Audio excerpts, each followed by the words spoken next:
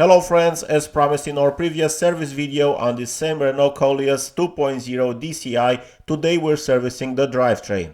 The CVT transmission fluid was recently replaced, so in this video we'll be changing only the front and rear differential oils. Even though these fluids are often described as lifetime, we recommend replacing them every 60,000 kilometers to ensure long-term reliability of the drivetrain. For both the front and rear differentials, we're using GL5 gear oil. 75W90 is generally the recommended viscosity, but 80W90 is also acceptable, especially in warmer climates. The key is that it must meet the GL5 specification. 2 liters will be enough. We'll go step by step through the correct procedure and torque specifications. Let's get started.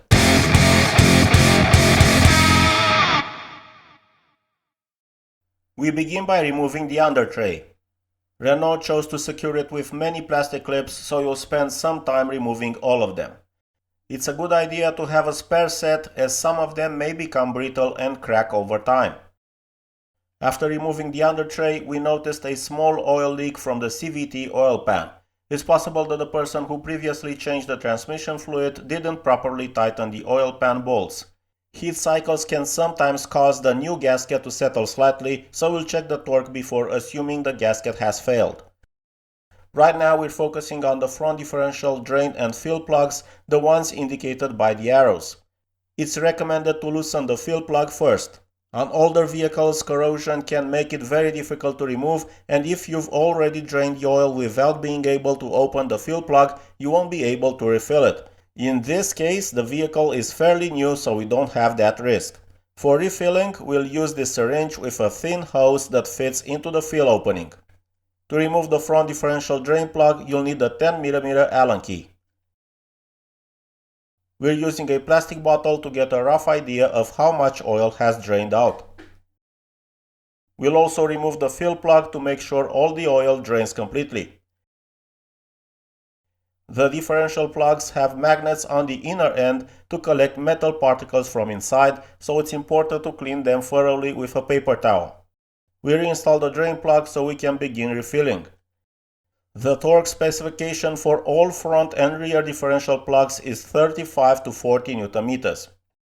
Next, we draw the gear oil into the syringe and start filling through the fill opening until the oil begins to flow back out, indicating that the correct level has been reached.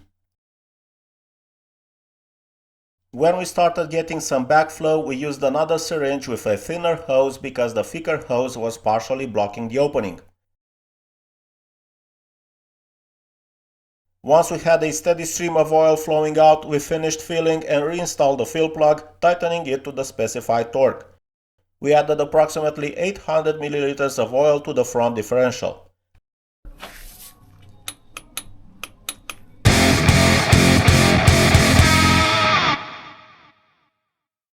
Now we move to the rear differential, where we follow the same steps.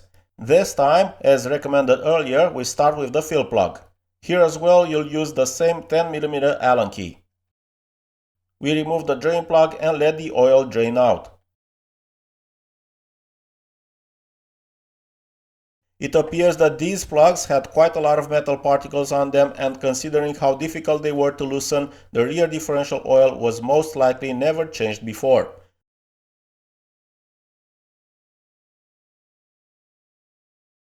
We clean the plugs thoroughly, reinstall the drain plug and torque it properly, then fill with gear oil until it flows back out. Approximately 600 ml of oil went into the rear differential, so for those who skip directly to the end for the quantities, we had 800 ml for the front differential and 600 ml for the rear differential. We torque the final plug to 40 Nm and that's it. That's all for today. Don't forget to like, comment and subscribe because many more useful episodes are coming. I wish you all the best. Bye bye.